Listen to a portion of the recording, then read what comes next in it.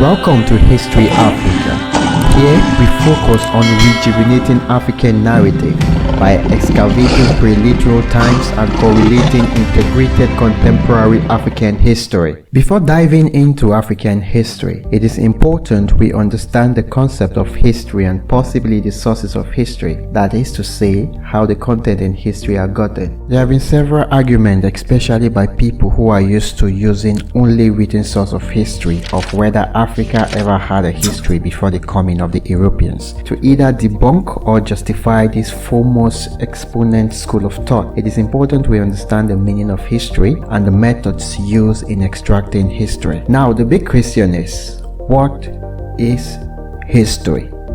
History can be defined in twofold. First, as an event, and then as an academic field of study. History as an event is the whole series of past events connected with a particular person or thing, that is the entire activities of a person, a people, or particular thing. On the other hand, history as an academic field of study is the systematic, deliberate, and intentional study of the past. And history as an academic field of study seeks to provide reasons why things happen the way they did. In a simple term, the difference between history as an event and history as an academic field of study is the organization of the study. While history as an event seems to be birthed from our everyday activities that may or may not be organized, history as an academic field of study is intentional, deliberate, and systematic in the study of the past. Now, what are the methods used in extracting history?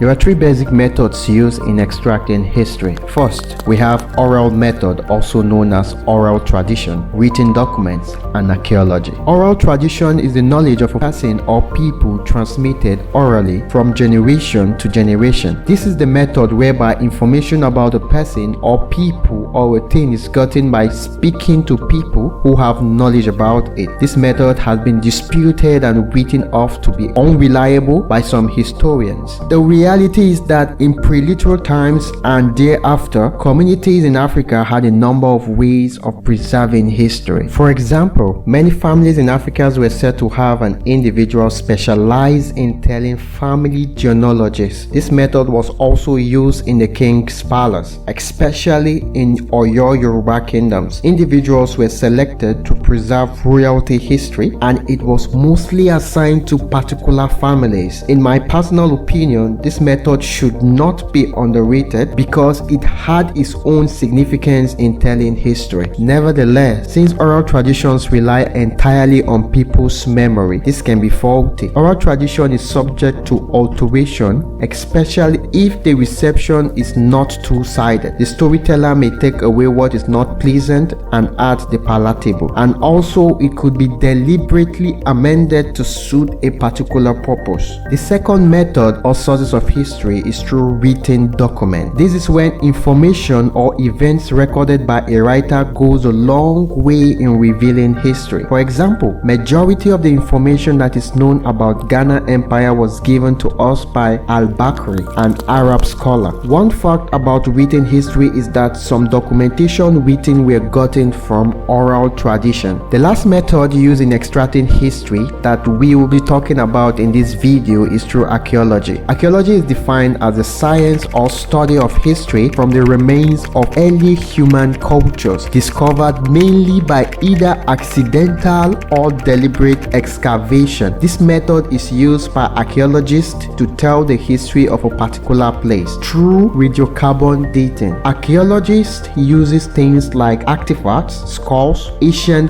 collapsed wall, or any visible material to trace and explain history. Discovery through archaeology could either be deliberate or accidental. For instance, the trace of bronze work in a community known in history as Igboku, an Igbo town in Agwata local government area in Anambra State, Nigeria, was through an accidental discovery in 1938 by a man named Isaiah Anozie when he was digging an underground reservoir in his compound. The Igboku site has been dated to approximately the 9th century. There are three main sources of history in the study of history. We have the primary source, secondary source, and tertiary source. Primary source of histories are original records of historic periods or events made by people during that event. Example of this is oral traditions, artifacts, legends, folklores, scrolls, tools, etc. Secondary source of history is a written book that describes past events. Examples are textbooks, journals,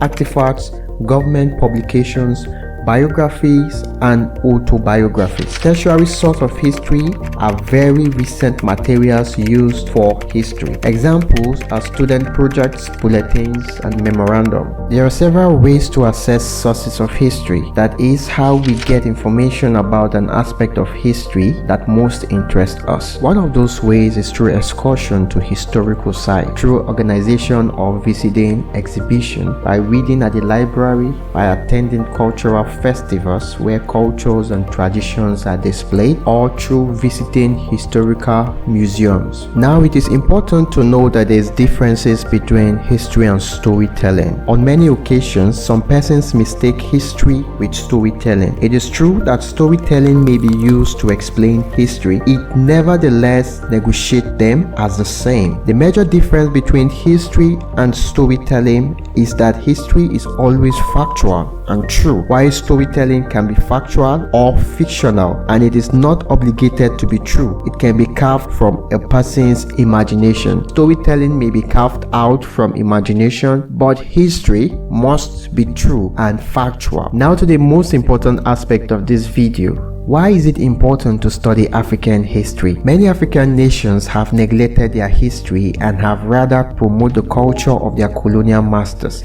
This can be seen in their adoption of national language, dressing, food, and foreign policy. Without doubt, African history has a lot of importance that it could offer for the growth and development of the continent. Though several African countries do not implement history to be part of their mandatory subject in their educational system, it has no doubt led to repeated mistakes. Not until recently, history was removed from Nigeria's curriculum from being a mandatory subject. In South Africa, the Department of Basic Education is developing a new history curriculum for schools to be introduced in 2024. Tanzanian government also made the teaching of Tanzanian history compulsory to be taught alongside their current history lessons. The study of history, especially African history, has helped in clarifying the doubt on the technological knowledge and advancement of Africans. Example: Nok terracotta, which appeared in northern Nigeria around 1500 BC. The Benin moat used for its defense during its era. The pyramids of Giza, Egypt. The Great Zimbabwe War. Without doubt,